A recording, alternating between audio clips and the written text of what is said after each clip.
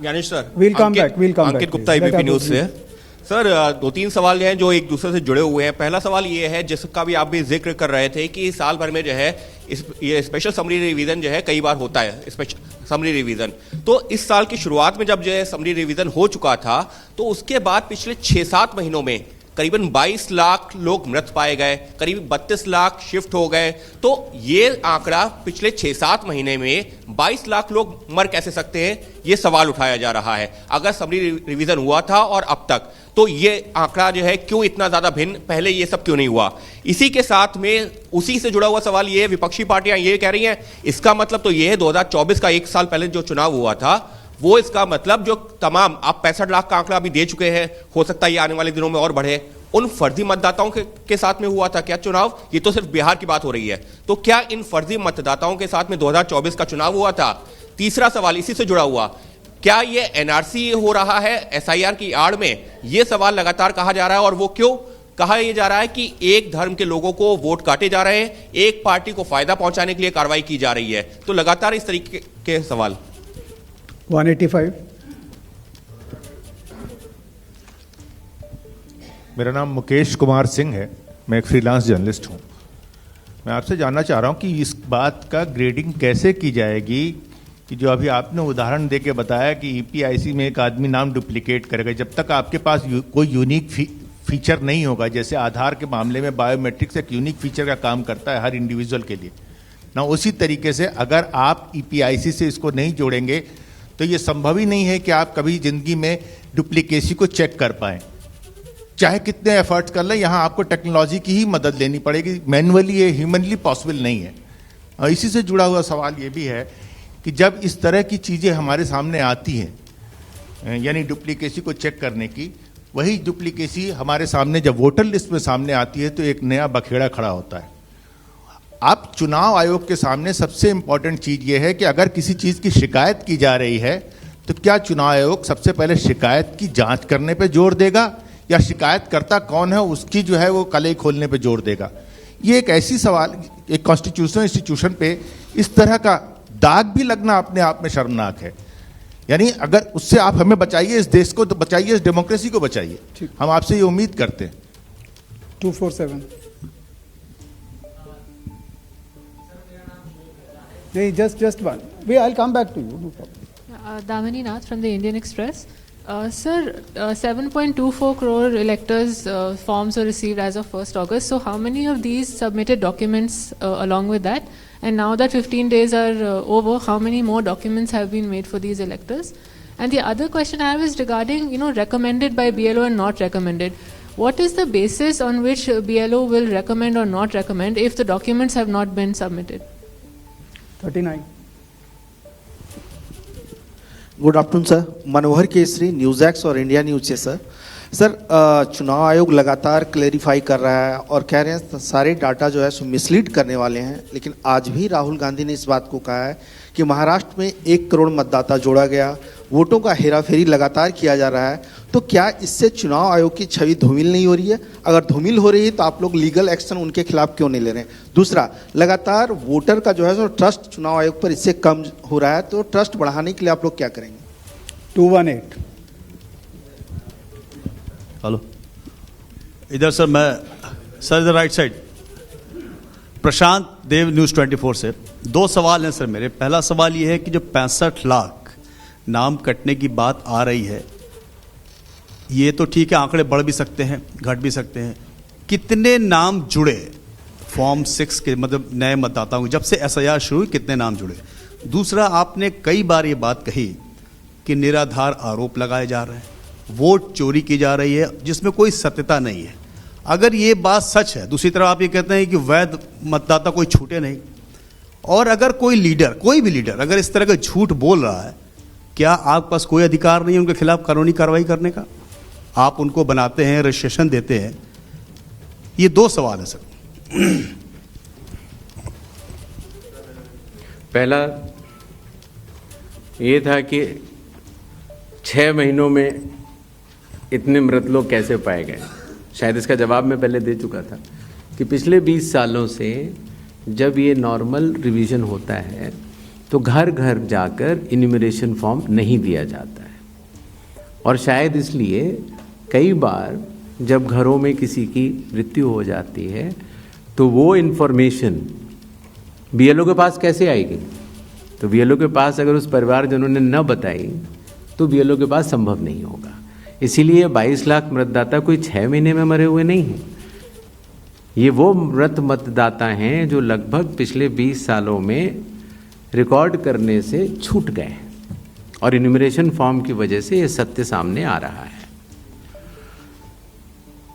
एक बात जो मैं आपके माध्यम से भारत की जनता तक पहुंचाना चाहता हूं वो ये है कि मतदाता सूची एक विषय है और मतदान करना दूसरा विषय है। मतदाता सूची में किसी का नाम गलत आ सकता है।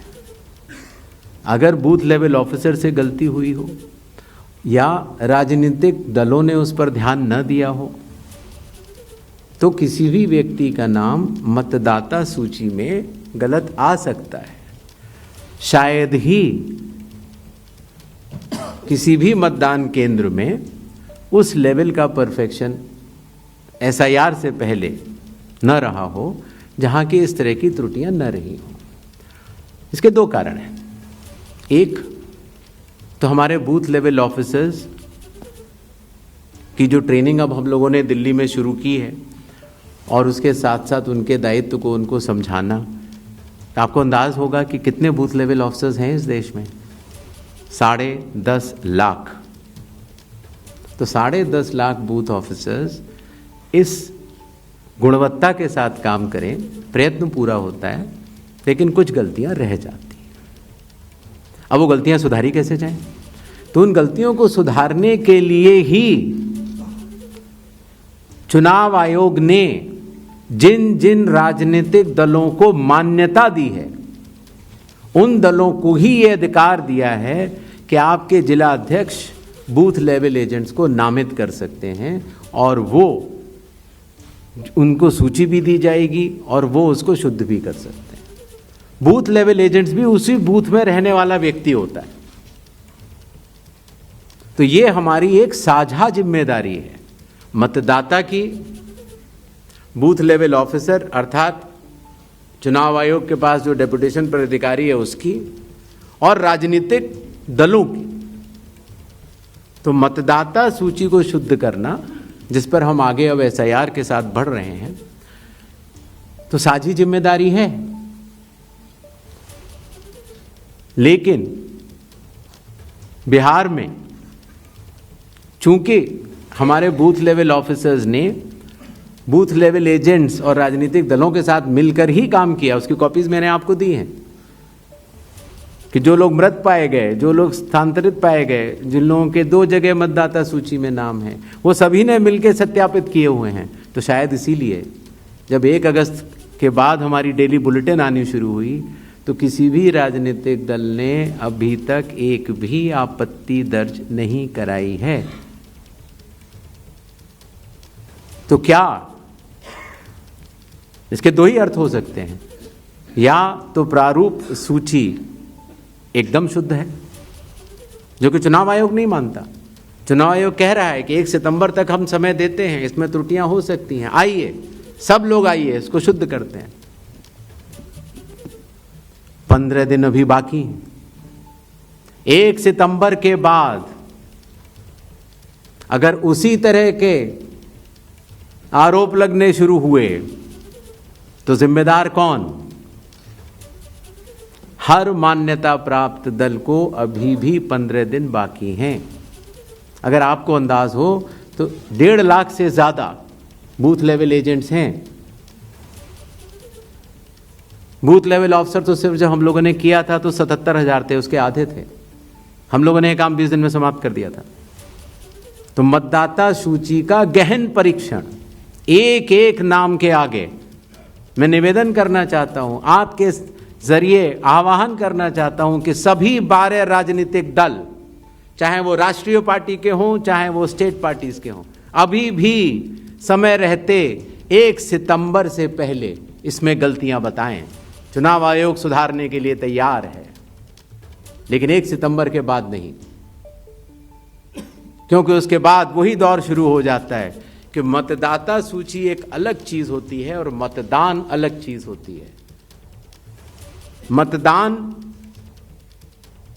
में जब कोई वोटर वोट करने जाता है और वो बटन दबाता है तो एक ही बार दबा सकता है। मतदाता सूची में अगर 2 जगह नाम हो तो वोट चोरी कैसे? नहीं हो सकती। वोट तो एक मतदाता एक ही बार डाल सकता है, और इसीलिए हमने कहा था कि चूंकि इस तरह की पीपीटीज बनाई जाएं जिसमें कि चुनाव आयोग के डेटा को गलत तरीके से एनालाइज किया जाए और उसके जरिए ये कहा जाए कि चूंकि मतदाता सूची में ये नाम है इसीलिए मतदान गलत हुआ। मतदाता सूची और मतदान 2 अलग विषय हैं और इन दोनों को अलग अलग ही देखा जाता है। दोनों के कानून भी अलग हैं। मतदाता सूची का कानून है लोक प्रतिनिधित्व कानून 1950 और मतदान करने का कानून है लोक प्रतिनिधित्व कानून 1951। दोनों के नियम अलग हैं, दोनों के लोग अलग हैं, और दोनों चीज़ों को जुड़ा के ऐसा भ्रम फैलाना कि अगर मतदाता सूची में कोई ऐसी चीज़ है, जैसे एक विषय आया था, किसी ने कहा कि साहब हाउस नंबर 0 है, 80,000 लोगों के हाउस नंबर 0 हैं, इसीलिए वो फर्जी हैं। अगले दिन कई सारे मतदाता खड़े हो गए, उन्होंने कहा नहीं साहब हम तो यहाँ रहते हैं। तो आपके थ्रू मैं जनता को बताना चाहता हूँ कि हर पंचायत और हर म्यूनिसिपैलिटी में जरूरी नहीं है कि आपका घर होते हुए भी उसको घर का नंबर दिया गया। तो चुनाव आयोग जो कि एक एक मतदाता को ढूंढ कर उसका वोट डलवाता है, आपको पता है अरुणाचल प्रदेश का एक गांव है मालेगांव, जहां सिर्फ एक मतदाता बहन के लिए पूरा चुनाव आयोग 2 दिन तक ट्रैकिंग करके जाता है और उनका वोट लेके आता है। वही चुनाव आयोग जो गिर फॉरेस्ट के पीछे एक महंत हैं, उनके लिए 1.5 दिन की ट्रैकिंग करने जाता है, पूरा वोट बूथ बनाता है और वोट लेके आता है। उस कर्मठता से, और आज से नहीं 75 सालों से, उस विरासत से, कर्मठता से कार्य करने वाले चुनाव आयोग के ऊपर अगर निराधार आरोप आप मतदाता सूची और मतदान को मिला के और जनता के सामने अगर ये कहें कि चोरी हो रही है तो ये गलत बात है। जनता सब समझती है। किसी व्यक्ति के अगर 2 जगह वोट भी हों तो भी वो एक ही जगह वोट करने जाता है। 2 जगह वोट करना कानूनी अपराध है। और अगर कोई भी व्यक्ति ऐसा कहता है तो सबूत तो चाहिए। सबूत मांगा था, मिला नहीं। इसी तरीके से जिन लोगों के पास घर नहीं होता, आप लोग भाग्यवान हैं, कई लोगों के पास घर नहीं होता लेकिन उसका नाम भी मतदाता सूची में होता है। और उसका पता क्या दिया जाता है? उसका पता वो जगह दी जाती है जहां वो व्यक्ति रात को सोने आता है, कई बार सड़क के किनारे, कई बार पुल के नीचे, या कई बार लैंप पोस्ट के किनारे। और फिर अगर ये कहा जाए कि वो फर्जी मतदाता है, ये हमारे गरीब मतदाताओं, बहनों, भाइयों और बुजुर्गों के साथ एक बहुत बड़ा खिलवाड़ है। 0 नंबर। आपको पता है इस देश में करोड़ों लोगों के घरों के पते के आगे 0 नंबर है। क्यों? क्योंकि पंचायत, म्यूनिसिपैलिटी जिस घर में वो रहते हैं उन्होंने उनका नंबर नहीं दिया। शहरों में अनऑथराइज्ड कॉलोनीज हैं जहां उनको नंबर नहीं है, तो वो अपने फॉर्म में क्या पता भरें? तो चुनाव आयोग के निर्देश कहते हैं अगर ऐसा कोई भी मतदाता इस देश में है, चुनाव आयोग उसके साथ खड़ा है और उसको नोशनल नंबर देगा। और चूंकि कंप्यूटर में जब उसको भरते हैं तो वो 0 दिखता है। इसका अर्थ ये नहीं है कि वो मतदाता नहीं है। मतदाता बनने की शर्तों में आपका पता इतना अनिवार्य नहीं है जितनी कि आपकी नागरिकता और आपके 18 वर्ष की आयु पूरा होना और जितना कि आप उस बूथ के आजू बाजू में रहते हैं। इन अनिवार्यताओं के तहत ही आपका वोट बनता है। शिकायत के ऊपर जांच क्यों नहीं होती, इस सवाल का जवाब भी देना बनता है। अगर मीडिया में किसी एक व्यक्ति के बारे में शिकायत आ जाए तो चुनाव आयोग कहता है कि नियम में तो नहीं है लेकिन कर लेनी चाहिए। वो सीईओ को बोलता है या सीईओ कई बार चीफ इलेक्टोरल ऑफिसर स्वतः संज्ञान ले लेते हैं, डीएम स्वतः संज्ञान ले लेते हैं और जांच कर लेते हैं। लेकिन अगर आरोप 1.5 लाख मतदाताओं का हो तो क्या बिना किसी सबूत के, बिना किसी हलफनामे के 1.5 लाख मतदाताओं को नोटिस जारी कर दिया जाए?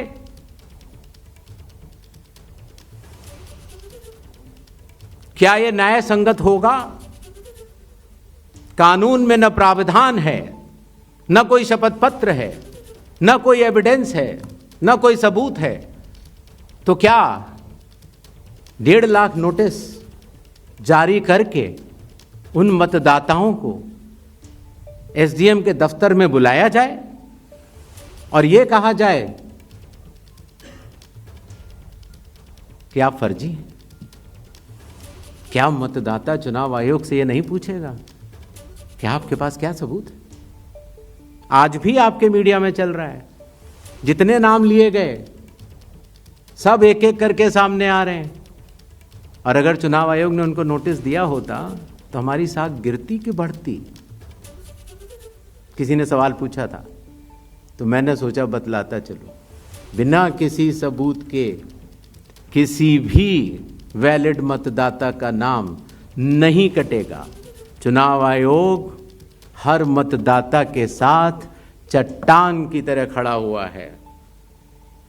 अगर कोई सोचता है कि एक पीपीटी देकर, जो कि चुनाव आयोग के आंकड़े नहीं हैं, चुनाव आयोग ने मतदाता सूची जरूर दी है, लेकिन पीपीटी में गलत तरीके से एनालाइज करना, गलत आंकड़े देना और यह कहना कि पोलिंग ऑफिसर ने कहा है कि इस महिला ने 2 बार वोट दिया है, इतने संगीन विषयों पर बिना हलफनामे के चुनाव आयोग को काम नहीं करना चाहिए। यह संविधान और कानून दोनों से विरुद्ध में होगा। और यह भी मैं आपको बतलाना चाहता हूं कि यह सवाल जो आया था ट्रस्ट, मैंने आपको पहले भी कहा था कि जहां तक मतदाताओं की बात है, हिंदुस्तान में 60% से ज्यादा वोटिंग होती है। जो दुनिया के बड़े बड़े जनतंत्र जिसके लिए सोच सकते हैं, दुनिया का सबसे बड़ा जनतंत्र है भारत। दुनिया का सबसे बड़ी मतदाता सूची हमारे पास है, लगभग 90 करोड़ से 100 करोड़ के बीच में। सबसे बड़ी मतदाता सूची, सबसे बड़े चुनाव कर्मियों की फौज, सबसे ज्यादा मतदान करने वाले लोगों की संख्या, और इन सब के समक्ष, सारे मीडिया के समक्ष ये कहना कि अगर मतदाता सूची में आपका नाम एक बार और है तो आपने 2 बार मतदान किया होगा और कानूनी अपराध किया होगा, और मेरे सारे मतदाताओं को अपराधी बनाना और चुनाव आयोग शांत रहे, संभव नहीं। हलफनामा देना होगा या देश से माफी मांगनी होगी, तीसरा विकल्प नहीं है। आपके माध्यम से मैं यह भी कहना चाहता हूं, अगर 7 दिन में हलफनामा नहीं मिला तो इसका अर्थ ये सारे आरोप निराधार हैं और हमारे मतदाताओं को यह कहना कि वो फर्जी हैं, इसके ऊपर जो भी इस बात को बोल रहा है उसको माफी मांगनी चाहिए। महाराष्ट्र में वोटर लिस्ट बढ़ी, समय रहते जब ड्राफ्ट सूची थी तो दावे और आपत्ति क्यों नहीं जमा कराए गए? जब रिजल्ट निकल आया तब याद आया कि यह गलत था, और एक भी मतदाता का नाम सबूत सहित आज तक चीफ इलेक्टोरल ऑफिसर महाराष्ट्र को नहीं मिला। चुनाव हुए 8 महीने हो गए। महाराष्ट्र में क्यों नहीं उच्चतम न्यायालय में चुनावी याचिका दायर की गई? फिर एक बात यह कही गई कि आखिरी घंटे में इतना मतदान कैसे? चुनाव आयोग ने जवाब दिया था और आप सबने लिखा भी था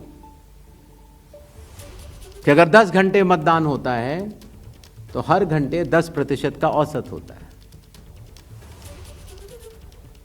आखिरी घंटे में 10% से कम मतदान हुआ।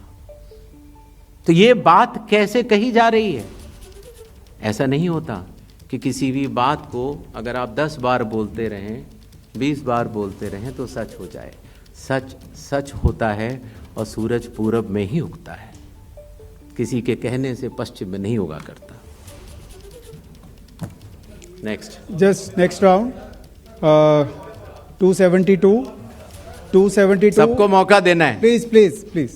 272, 167, 184, 81. ये and last है। 266. Hello Yes. सर, मैं अखिलेश हूँ IANS न्यूज एजेंसी से। सर, मैं अखिलेश हूँ जी। IANS न्यूज एजेंसी से। मेरा सवाल ये है कि सुप्रीम कोर्ट ने अभी आपको कहा है कि 22 तारीख को नेक्स्ट हियरिंग होनी है कि आप ये 11 के अलावा जो लोग छूट गए हैं अपना नाम दर्ज कराना चाहते हैं वो आधार लेकर जाएं। आधार को उन्होंने कहा है कि आप उसको कंसीडर कीजिए। इसका मतलब ये है कि आप जब आगे का SIR कराएंगे या पूरे देश में कराएंगे तो आप ये मान चुके हैं कि 12वां आपका आधार होगा। दूसरी बात, दूसरा सवाल मेरा कि राहुल गांधी संवैधानिक पद पे हैं, नेता प्रतिपक्ष हैं, उनके तमाम सवालों को आपने जवाब दिया और कहा कि सबूतों के साथ आरोप लगाया जाना चाहिए। तो क्या आपको लगता है कि वो गंभीरता से आरोप नहीं लगा रहे हैं या वो सिर्फ राजनीति करने के लिए ऐसा कर रहे हैं? तीसरा मेरा सवाल है कि आपने कहा कि बार बार कहा कि आपको दो सवाल पूछिए। अगर देर से आप देते हैं, आप सवाल उठाते हैं तो आपको एफिडेविट देना पड़ेगा। अखिलेश यादव ने 18,000 नामों की एफिडेविट दिया हुआ है। ये राजनीति में बार बार सवाल उठ रहा है कि आपने उसका जवाब नहीं दिया। ये 3 सवाल हैं सर मेरे। ठीक, Yes. Please ask one question only. Sir. Please restrict yourself to one हाँ, question बता only. दो, बता। सर, संजय शर्मा आज तक से मेरा सवाल यह है कि आयोग ने राहुल गांधी से कहा कि वो हलफनामा दे, उसके बगैर कार्रवाई नहीं होगी। एक सेकंड। बीजेड ने सवाल उठाया है, बीजेडी ने 2024 के लोकसभा चुनाव के पहले। सुन नहीं पाया, जरा दोबारा बोल दीजिए। संजय शर्मा आज तक से हूँ। जी, मेरा सवाल, आयोग नया जरूर है, सवाल पुराना है, लेकिन सवाल उससे जुड़ा है क्योंकि आप भी RP एक्ट की दुहाई देते हैं और संविधान की। तो 2024 के लोकसभा चुनाव के बाद बीजेडी ने यह कहा कि उन्होंने हलफनामा देकर उड़ीसा में मतदाता सूची में गड़बड़ी की शिकायत आपसे की थी। तो उसमें अब तक क्या कार्रवाई हुई है वो अगर आप बता सकें तो सही होगा। और दूसरा, लोग टाइमिंग को लेकर सवाल उठा रहे हैं। एक तरफ राहुल गांधी की प्रेस कॉन्फ्रेंस है, दूसरी तरफ मुकाबले में चुनाव आयोग के। क्या चुनाव आयोग रथ का टूटा पहिया लेकर कृष्ण की तरह? आगे बताएं। हाँ, भाषा देखिए, भाषा अच्छी रहे तो अच्छा लगता है। जी सर, 184. मैं इंडिया टीवी से शोएब रजा। मेरा सवाल सर ये है कि बिहार में जो ड्राफ्ट की सत्यता की जांच हो रही है, बाद में जो सर्टिफिकेट दिए जा रहे हैं, ऐसी बहुत बड़ी आबादी है। हम गए थे बिहार में, जो वो दस्तावेज 11 के 11 में से एक भी नहीं दे पा रहे। अभी हम देख रहे थे कि उनमें से मूल निवास प्रमाण पत्र के लिए एक होड़ मची हुई है बनाने की, आधार से ही बन रहा है वो भी। तो उन लोगों के लिए मुश्किल ये हो रहा है कि जो 15 दिन का अब समय बचा है उसमें भी अगर वो मूल निवास प्रमाण पत्र या इस तरह कोई सर्टिफिकेट नहीं बनवा पाते और एक बड़ी आबादी ऐसी रह जाती है जिसकी सत्यता नहीं होती, तो उनके लिए आप लोग क्या करेंगे?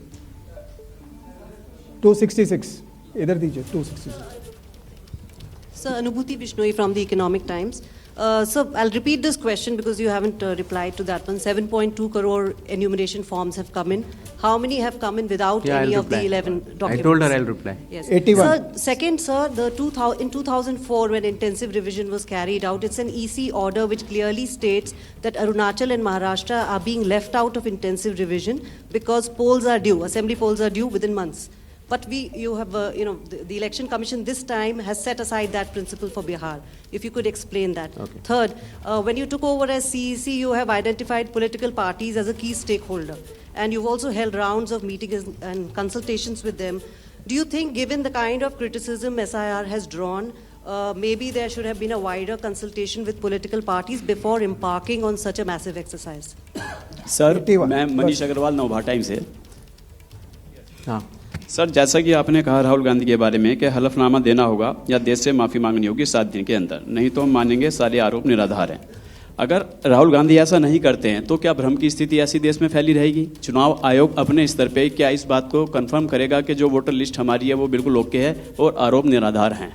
सेकंड इज, जो SSR हर साल होता है सर, जैसे बिहार की बात करें तो 22 साल बाद हो रहा है, तो 3 साल वोटर हर साल जुड़े, 65 लाख अगर वोटर, तो क्या हमारी चुनाव आयोग की कोई जिम्मेदारी नहीं जो हर साल SSR हो रहा है कि वे कैसे एटलीस्ट डेड वोटर कैसे जुड़ रहे हैं हर साल, तो क्या उनकी भी कोई जवाबदेही बनती है सर? Ji thank you. पहली बात, That's okay, that's, please. पहली बात ये दोबारा आई कि साहब डेट्स को लेकर पूछा गया, तो मैंने स्पष्ट किया था कि लोक प्रतिनिधित्व कानून के अंतर्गत जो रिवीजन होता है वो चुनाव से पहले होता है। बिहार का चुनाव 22 नवंबर 2025 से पहले संपन्न किया जाना है, क्योंकि बिहार की जो हमारी विधानसभा है उसकी कालावधि वहां समाप्त हो रही है। हमारे पास 1 जनवरी 2025 का एक स्पेशली रिवाइज किया हुआ एक रोल था, इंटेंसिव नहीं था। आमूमन तौर से चुनाव से 6 महीने से अगर ज़्यादा हो तो हम लोग को वोटर लिस्ट रिवाइज करनी चाहिए। तो अगर 1 जनवरी से 22 नवंबर तक हम रिवाइज नहीं करते तो इस 11 महीने से ज़्यादा के अरसे में काफ़ी त्रुटियां हो सकती थी। अगर हम 1 अप्रैल 4 ही तारीख को हो सकता है रिवीजन कानून के तहत, 1 जनवरी, 1 अप्रैल, 1 जुलाई और 1 अक्टूबर, तो उन्हीं तारीखों को जो 18 साल की उम्र प्राप्त करते हैं उनको वोट का अधिकार मिल जाता है। तो अगर हम 1 अप्रैल करते तो फिर ये बात आती कि अभी तो आपने SSR कराया है तो आप फिर करा रहे हैं। अगर हम 1 अक्टूबर करते तो ये बात आती कि बिल्कुल चुनाव सर पर है। तो एक ही विकल्प उपलब्ध था और वो था 1 जुलाई की क्वालिफाइंग डेट मानते हुए एक रिवीजन होना चाहिए। दूसरा विषय, तो इंटेंसिव रिवीजन क्यों, SSR क्यों नहीं? ये बात मैं आप लोग ही तो कह रहे हो कि SSR में इतना गहन परीक्षण नहीं हुआ, इसीलिए कई त्रुटियां पाई गईं जो कि अब इन्यूमरेशन फॉर्म से आ रही हैं। दरअसल SIR ही तो है जो इन सारे आरोपों का जवाब है। अगर SIR में सब लोग मिलकर, सारी राजनीतिक पार्टियां मिलकर अगर मतदाता सूची को शुद्ध बनाने के लिए, राजनीतिक उद्देश्यों से परे जाकर राष्ट्र निर्माण के लिए, राष्ट्र सेवा के लिए अगर मतदाता सूची को शुद्ध बनाने के लिए काम करना चाहें तो आज भी बिहार में 15 दिन बाकी हैं और चुनाव आयोग उन सभी का शुक्रगुजार रहेगा जो मतदाता सूची शुद्ध करने के लिए अपना योगदान देंगे। ये बात कही गई कि किसी एक राज्य से, उड़ीसा से या उत्तर प्रदेश से कुछ शिकायतें की गई। बात वहीं की वहीं है। चुनाव हारने या जीतने के बाद जिस मतदाता सूची पर चुनाव हुआ उसके ऊपर बिना हलफनामा दिए, हलफनामा दिया गया, ये बात ठीक नहीं है, बिना हलफनामा दिए, बिना ओथ दिए, सिर्फ एक पत्र लिखकर अगर हमारे बूथ लेवल ऑफिसर्स और एसडीएम्स और डीएम्स इनके कार्यशैली पर अगर कोई प्रश्न चिन्ह लगाता है तो ये गलत है। एक सवाल जो मैं पिछली बार जवाब नहीं दे पाया था कि साहब जो ये SIR बिहार में चल रहा है उसमें कितने लोगों के डॉक्यूमेंट आ गए, कितने लोगों ने रिकमेंड किया, किस बूथ लेवल क्या रिकमेंड किया, डाटा लेने की कोशिश तो हो रही है। लेकिन मैंने आपको पहले बताया था कि चुनाव आयोग मल्टी लेवल कंस्ट्रक्ट से काम करता है। Booth level officer booth level पर है, जहां औसतन करीब 1000 से कम मतदाता है, 200 घर है। उसके ऊपर आता है बूथ लेवल सुपरवाइजर जो 10 बूथ लेवल ऑफिसर के ऊपर काम करता है। उसके ऊपर आता है SDM, उसके ऊपर आता है DM, उसके ऊपर आता है चीफ इलेक्टोरल ऑफिसर, और मतदाता सूची का कार्य वहीं समाप्त हो जाता है। चुनाव आयोग में न तो मैं, न मेरे साथी चुनाव आयोग, न कोई चुनाव आयुक्त का अधिकारी और न आप कोई भी वोट जोड़ सकते हैं या काट सकते हैं सिवाय कानूनी प्रक्रिया का पालन किए, कोई भी। तो आपको इस बात को समझना होगा कि इस कंस्ट्रक्ट में जो डिसेंट्रलाइज कंस्ट्रक्ट है, इसमें बूथ लेवल ऑफिसर ने जब किसी मतदाता से डॉक्यूमेंट्स लिए या उसने दिए तो कितने डॉक्यूमेंट्स लिए, क्या उसको रिकमेंड किया या नहीं किया, ये सारा विषय अभी भी SDM स्तर पर विचाराधीन है, जिसका निर्णय 30 सितंबर तक आएगा। और उसके पहले इस सवाल का जवाब पूछना और बताना दोनों ही त्रुटिपूर्ण भी रहेगा और वो भी रहेगा। अगर आप आधार के बारे में आपने बोला, माननीय सुप्रीम कोर्ट का स्पष्ट आदेश है कि जो लोग एग्रीव्ड हैं, जो लोग ड्राफ्ट सूची से एग्रीव्ड हैं, वो लोग अपने इन्यूमरेशन फॉर्म को आधार के साथ जमा कर सकते हैं और चुनाव आयोग उस बात को मानता भी है, उसका पालन भी करता है। आई होप आप सबके काफ़ी प्रश्नों का हम लोग जवाब दे पाए होंगे। Thank you so much. Thank you Please so much. join us for tea on the 4th floor. और जाने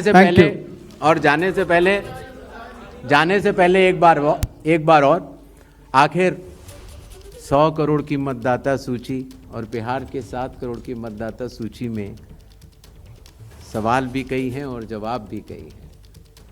सच सुनने की क्षमता भी होनी चाहिए और समझने की क्षमता। तो मैं सिर्फ इतना कहना चाहता हूं जाने से पहले कि एक बार फिर आप सबके माध्यम से भारत के मतदाताओं को बहुत बहुत नमस्कार। और सभी राजनीतिक दलों से हम ये आह्वान करते हैं कि अभी भी प्रारूप सूची में कोई भी त्रुटि हो तो आगे आएं और हमें 1 सितंबर तक बताएं। 1 सितंबर के बाद बतलाने से कोई फायदा नहीं होगा। जय हिंद, जय Bharat. Join us for tea on the 4th floor, please. Gyanesh Kumar, मुख्य चुनाव आयुक्त को आप सुन रहे थे। 2 टूक उनकी ओर से साफ साफ कहा गया है कि जो लोग झूठे आरोप लगा रहे हैं या तो वो माफी मांगे या फिर हलफनामा दें, और हलफनामा अगर 7 दिनों के भीतर नहीं दिया गया तो फिर जो आरोप उनकी ओर से लगाए गए हैं उसको पूरी तरह से झूठा और गलत माना जाएगा। ये तस्वीरें सीधी लाइव हम आपको दिखा रहे हैं। राहुल गांधी विपक्षी दल अब इस प्रेस कॉन्फ्रेंस के बाद अपनी क्या प्रतिक्रिया देते हैं। राहुल गांधी बिहार में हैं, आपको बताते चले आज ये SIR के मुद्दे को लेकर विरोध में लंबा चौड़ा कार्यक्रम जिसका आगाज किया गया है, अब ये किस और अंजाम तक पहुंचेगा। विपक्षी दल वर्सेस चुनाव आयोग के बीच की ये जो लड़ाई मौजूदा वक्त में देखने को मिल रही है, लेकिन जो बड़ी बातें कही गई हैं, SDM स्तर पर दस्तावेजों की जांच जारी है। 15 दिनों का पूरा वक्त है। 15 दिनों के भीतर जिस भी राजनीतिक दल को लगता है कि अगर कहीं गड़बड़ है, कहीं कोई त्रुटि है, तो फॉर्म भरकर हमें सूचित करे। हम न पक्ष हैं, हम न विपक्ष हैं, बल्कि हम सभी के लिए समकक्ष हैं। ये बातें भी उनकी ओर से बताई गई हैं। PPT में गलत आंकड़े दिए गए, यानी कि राहुल गांधी की ओर से जो PPT का जिक्र किया गया था, जो कायदा उनकी ओर से दिखाया गया था, उन्होंने उसको गलत करार दिया है। वोटरों को अपराधी बताना बर्दाश्त नहीं किया जाएगा। बिहार में SIR ही सारे आरोपों का जवाब है, ये कहा है ज्ञानेश कुमार, मुख्य चुनाव आयुक्त ने। काफी लंबी चौड़ी ये प्रेस कॉन्फ्रेंस और जितने भी सवाल मौजूदा वक्त में, चाहे मतदाता हैं, राजनीतिक दल हैं, पत्रकार हैं, जिनके जहन में खड़े हो रहे थे, उन सभी को लेकर आज उनकी ओर से जवाब दे दिया गया है। लेकिन सबसे बड़ा बयान उनकी ओर से दिया गया कि हलफनामा दें या फिर माफी मांगे। और क्या बड़ी बातें कही हैं ज्ञानेश कुमार मुख्य चुनाव आयुक्त ने, सुनिए। आरोप लगाए गए, सबूत मांगने पर जवाब नहीं मिला। ऐसे मिथ्या आरोपों से न तो चुनाव आयोग डरता है और न ही कोई मतदाता। जब चुनाव आयोग के कंधे पर बंदूक रखकर भारत के मतदाताओं को निशाना बनाकर राजनीति की जा रही हो, तो आज चुनाव आयोग सबको स्पष्ट करना चाहता है कि चुनाव आयोग निडरता के साथ सभी गरीब, अमीर, बुजुर्ग, महिला, युवा सहित सभी वर्गों और सभी धर्मों के मतदाताओं के साथ बिना किसी भेदभाव के चट्टान की तरह खड़ा था, खड़ा है और खड़ा रहेगा। मुख्य चुनाव आयुक्त को आपने दो टूक सुना है। लगातार जिस तरह के आरोप लगाए जा रहे हैं विपक्षी दलों की ओर से, आज इस प्रेस कॉन्फ्रेंस के जरिए तकरीबन हर सवाल का जवाब उनकी ओर से दिए जाने की कोशिश की जाती रही। डॉक्टर मोहम्मद अमीन हमारे साथ पूर्व निदेशक चुनाव आयोग के जुड़ चुके हैं। आपने तकरीबन 1.5-2 घंटे गौर से सुना है इनकी तमाम बातों को। लब्बो-लुआब क्या निकाला जाए? क्या विपक्षी दल जो आरोप लगा रहे थे उन तमाम सवालों का जवाब मिल गया है? देखा जाए तो आज जो मुख्य चुनाव आयुक्त ने प्रेस ब्रीफिंग की है उसमें सभी क्वेश्चंस का उत्तर उन्होंने दे दिया है सफलतापूर्वक। और जो अभी तक जो इस तरह की बातें की जा रही थी कि SIR गलत है और वहाँ पर जो किए गए हैं आंकड़े वो गलत हैं, अभी उन्होंने लेटेस्ट एक बात बताई कि जो बिहार में SIR चल रहा है इसमें 28,370 जो हैं ऑब्जेक्शंस उनको मिले हैं 15 अगस्त तक। तो ये क्या दर्शाता है? ये दर्शाता है पारदर्शिता इलेक्शन कमीशन ऑफ इंडिया की। इलेक्शन कमीशन ऑफ इंडिया हमेशा ही पारदर्शी काम करता रहा है।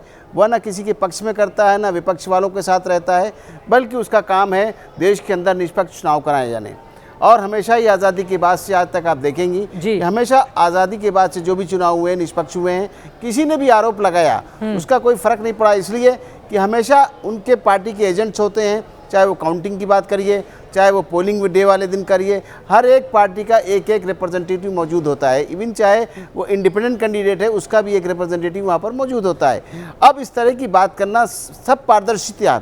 और अब जो भी चीज़ें दी गई हैं इनमें आप देखिए 18 साल से ऊपर के जो वोटर हैं उनको इंक्लूड करने की बात की है। फॉर्म 6, फॉर्म 7, फॉर्म 8 की बात की गई है। जो माइग्रेट कर गए हैं उनको कहा गया है कि दूसरी जगह कराइए, और जिनको लिए ये कहा गया है कि 2 जगह उनके नाम है तो एक जगह से वो रिक्वेस्ट देके अपना नाम हटवा सकते हैं। नहीं, उन्होंने तो अपनी बातें पूरी कर दी हैं, लेकिन राहुल गांधी, तेजस्वी यादव, विपक्षी दलों के जो लोग हैं ऐसा लगता नहीं है कि वो चुनाव आयोग पर अपने आक्रमण कम करेंगे। और हलफनामा देने की जहां तक बात है उसकी भी गुंजाइश बेहद कम नजर आती है, और ना ही वो माफी मांगने जा रहे हैं। फिलहाल जो जिस तरह का जेस्चर निकल कर आया है राहुल गांधी का, ऐसे में आगे क्या करेगा चुनाव आयोग? फिर देखिए, जहां तक सवाल है कि अभी तो चुनाव आयोग तो सख्त नहीं हुआ है। अगर चुनाव आयोग सख्त हो जाएगा तो सुओ मोटो एक्शन लेने के बाद उनको नोटिस करेगा और उसका उनको जवाब देना होगा हर हालत में। जनता को भरमाना नहीं है, जनता को गलत रास्ते नहीं बताने हैं, और इलेक्शन कमीशन जैसी संस्था को, पवित्र संस्था को इस तरह से अपवित्र करने की बात करना और धमकी देना और इस तरह से का नाम बम से उड़ा देंगे, ये सभी नहीं के शब्द हैं जिन्होंने किए हैं। और यही हाल देखिए आप, तेजस्वी ने भी यही किया बिहार के अंदर। यही इनके वो अपोजिशन लीडर है कि स्टेट के जहाँ चुनाव होने हैं। उसके बाद ये भी कहा गया कि ये बिहार से क्यों शुरू किया गया। इसको मैं स्पष्ट करना चाहूँगा कि ये जब कांग्रेस की गवर्नमेंट थी तो आपको याद होगा, इतिहास में जाइए तो ये ईवीएम शुरू हुई थी। तो ईवीएम शुरू हुई थी तो हमें पायलट प्रोजेक्ट केरला से शुरू करना पड़ा था, क्योंकि उस ज़माने में वो केरला के अंदर ही स्टेट इलेक्शन होने थे और उसके बाद पूरे देश में किए गए। इसी तरह SIR की जो व्यवस्था है वो चूँकि बिहार के इलेक्शन आ रहे थे इसलिए बिहार से शुरू की गई है। इसके बाद आप देखेंगे आसाम है, बंगाल है और तमिलनाडु है, केरला है। ये सब क्या दर्शाता है? ये दर्शाता है इलेक्शन कमीशन की पारदर्शिता, ये किसी चीज को नहीं है। लेकिन फिर भी भरोसा क्यों नहीं होता विपक्षी दलों को? देखिए यहाँ पर दो चीजें हैं। एक तो कहा गया कि रिजल्ट आने के बाद महाराष्ट्र को लेकर सवाल क्यों खड़े किए गए, तो ये महाराष्ट्र के संदर्भ में हो जाता है। लेकिन बिहार में तो अभी चुनाव होने वाले हैं, लेकिन उसके ठीक पहले ही सवाल खड़े हो रहे हैं। तो विपक्षी दलों को संतुष्ट करना भी तो चुनाव आयोग का काम है। एक पारदर्शी व्यवस्था बनी रहे, उसके लिए भी कदम उठाना चुनाव आयोग का काम है। तो क्या आपको लग रहा है कि अब इसके जरिए एक समाधान निकल जाएगा, या फिर चूंकि सख्त शब्दों का इस्तेमाल किया गया है आज मुख्य चुनाव आयुक्त ज्ञानेश कुमार की ओर से, तो इससे टकराव और ज्यादा बढ़ता हुआ नजर आएगा?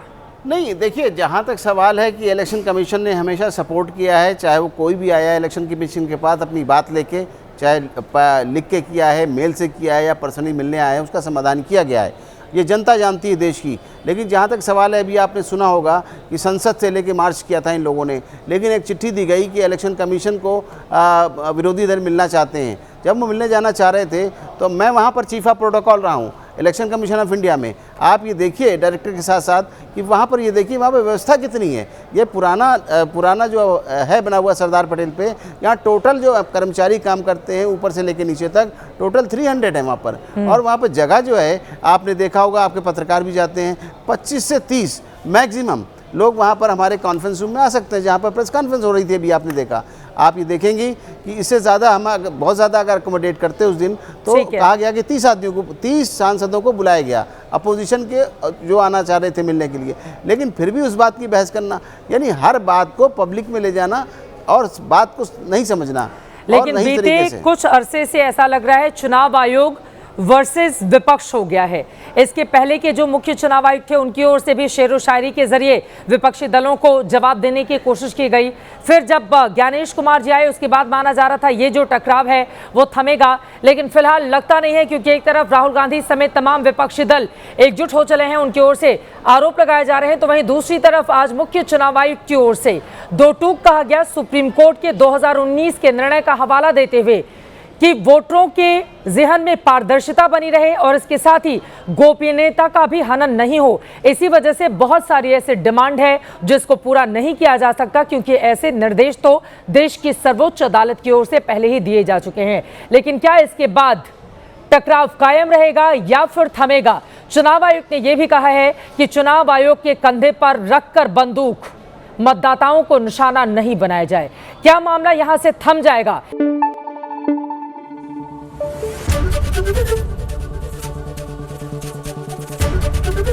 एबीपी न्यूज आपको रखे आगे।